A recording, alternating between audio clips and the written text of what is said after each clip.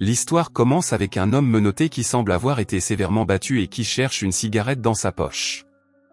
Il sort une boîte de thon de sa veste et l'ouvre tout en fumant. Il pose ensuite un chaton de sa veste sur la table. De l'autre côté de la table, on voit une femme et un homme qui l'interrogent. Hutch Mansell a l'air d'un homme ordinaire, vivant une vie ordinaire. Il a 2 enfants avec sa femme Becca, une femme qui a réussi. Hutch a un travail banal dans l'entreprise de menuiserie métallique de son beau-père Eddie. L'homme semble en avoir assez de son quotidien ennuyeux. Son fils Blake semble n'avoir aucun respect pour lui, car il ne salue même pas son père lorsqu'il rentre du travail.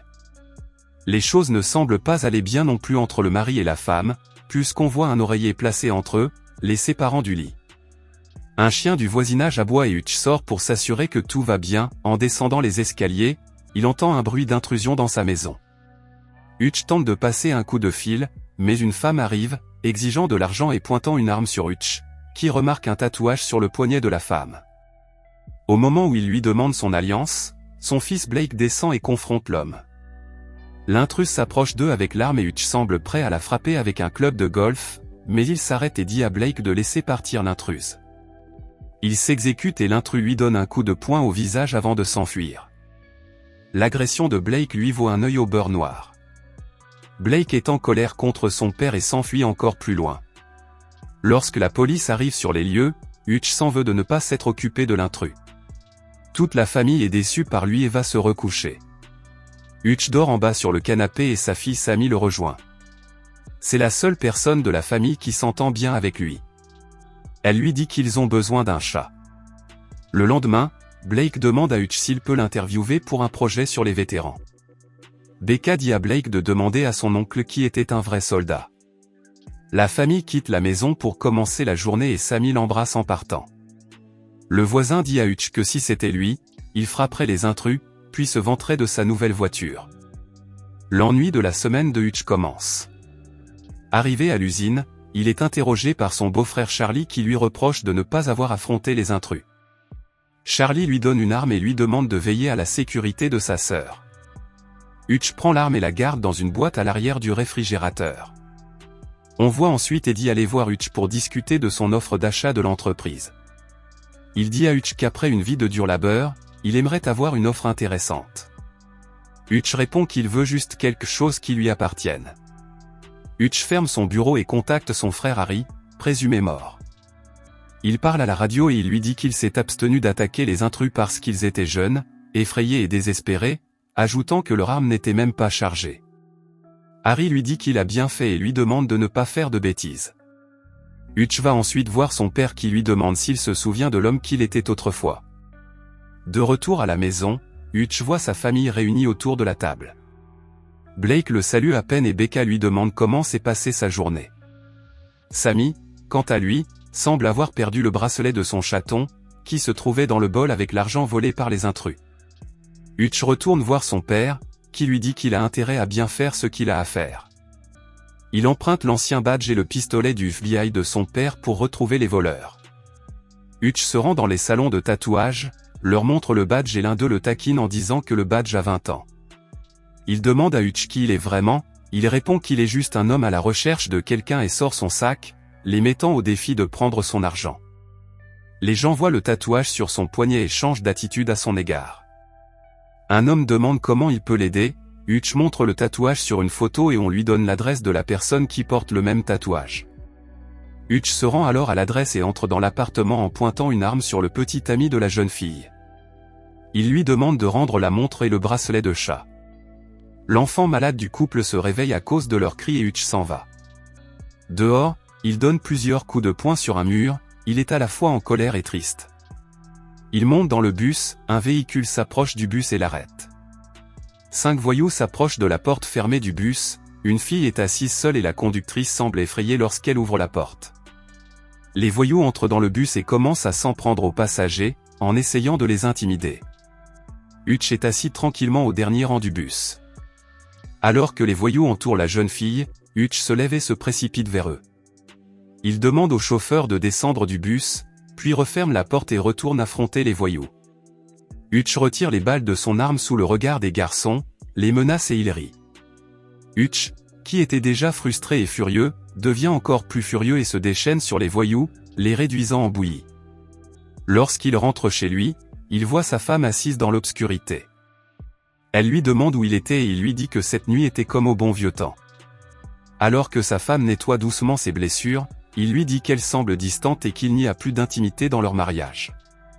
Dans la scène suivante, on voit un passager agresser verbalement son chauffeur parce qu'il a dépassé sa destination.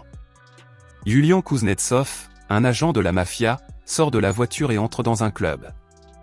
Il monte sur scène où il chante et danse, puis descend de scène et se dirige vers un groupe d'hommes en leur demandant s'ils sont satisfaits de la sécurité d'Obchak. Yulian leur présente alors Pavel, son bras droit.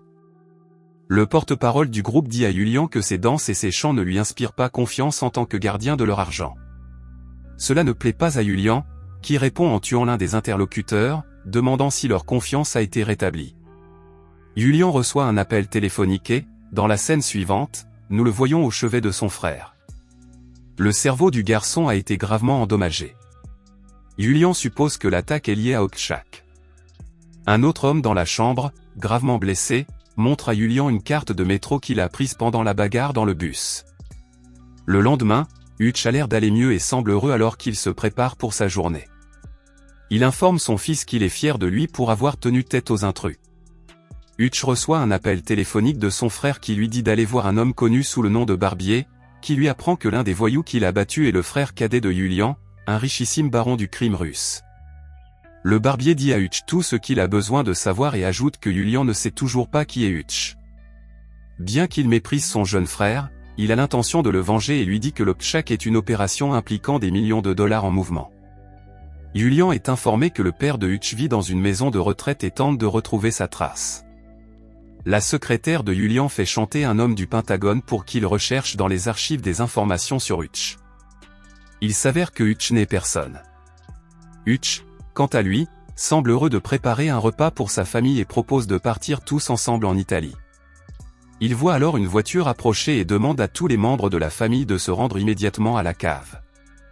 Yulian envoie ses chiens, menés par son bras droit Pavel, attaquer Hutch. Hutch attaque les assaillants et en tue la plupart, mais Pavel finit par l'abattre à l'aide d'un taser. Ils font monter Hutch dans une voiture. Hutch se disloque les poignets pour enlever les menottes, trouve un extincteur et l'utilise pour aveugler ses ravisseurs. La voiture s'écrase et avant que Pavel ne meure, Hutch lui dit qui il est vraiment. Il court ensuite chez lui pour ouvrir la porte du sous-sol à sa famille. De retour chez lui, Hutch appelle David et l'avertit de faire attention. Il libère ensuite sa famille de la panic room, en couvrant les yeux de Samy pour qu'elle ne voie pas la série de cadavres dans la maison. Hutch envoie Becca et les enfants en lieu sûr et lui demande de s'assurer qu'elle reviendra les voir. Becca s'en va avec les enfants en lieu sûr. Hutch installe tous les hommes morts et blessés sur son canapé et commence à parler. Il leur explique qu'il est un ancien auditeur, un assassin employé par les agences de renseignement pour tuer les personnes qui se considèrent intouchables. Il a fait son travail de manière professionnelle, jusqu'à ce qu'il laisse en liberté un homme qu'il était censé tuer. Un an plus tard, Hutch a découvert que l'homme qu'il avait épargné avait refait sa vie, fondé une nouvelle famille et était très heureux. C'est à ce moment-là que Hutch a décidé de prendre sa retraite, contre l'avis de ses supérieurs. Depuis sa retraite, il a tout fait pour rester à l'écart des ombres de son ancienne vie. Il aperçoit alors un bracelet de chat à côté d'une mare de sang sous la radio. Il doit brûler toutes les traces du meurtre qu'il vient de commettre. Il met donc le feu à sa maison et prend une photo de sa famille en quittant la maison. Vous vous souvenez de son voisin imbécile? Celui qui se vantait de sa nouvelle voiture auprès de Hutch. Eh bien, Hutch vole cette même voiture et s'en va. Puis une voiture arrive à la maison de retraite avec deux assassins, qui se rendent directement dans la chambre du père de Hutch et s'approchent de lui alors qu'il fait semblant de dormir. Dans la scène suivante, on voit Hutch verser un sac rempli de lingots d'or sur le bureau d'Eddie et lui annoncer qu'il va racheter l'entreprise. Hutch, quant à lui, ferme temporairement l'usine. On voit que son bureau est couvert d'armes et de munitions. Harry le contacte par radio et Hutch lui annonce qu'il a un plan. Il se rend en voiture à l'endroit où la mafia compte l'argent d'Obchak. Il fait une entrée remarquée en ouvrant le feu dès qu'il pénètre dans le bâtiment, enlève un tableau de Van Gogh avant de mettre le feu aux œuvres d'art inestimables de Yulian et à des piles d'argent. Après avoir porté le coup fatal, Hutch se rend au club pour rencontrer Julian. Julian est entouré de ses hommes de main, mais Hutch a un plan. Il s'avère qu'il a caché un engin explosif sous sa serviette de table. Hutch tient le détonateur dans sa main. S'ils essaient de s'approcher de lui, boum. Hutch s'assoit ensuite devant une table et parle à Julian. Il lui annonce qu'il a réduit en cendres tout ce que possédait Julian. Julian entre dans une colère noire. Hutch donne alors le choix à Julian, lui disant qu'il peut choisir de le suivre ou plutôt de prendre le peu qu'il reste et de s'enfuir. Après avoir dit cela à Julian, Hutch quitte le club. Julian est maintenant en colère et appelle tous les hommes qu'il emploie. Ils partent à la recherche de Hutch qui se trouve dans l'usine. David et Harry sont également présents pour aider Hutch à affronter les gangsters. Ils utilisent diverses armes de pointe et leur expérience pour tendre des pièges aux gangsters. Ils tuent tous les hommes armés sauf Julian, qui tire sur Harry. Hutch le charge avec une mine Claymore attachée à une vitre par balle et la fait exploser, tuant Julian.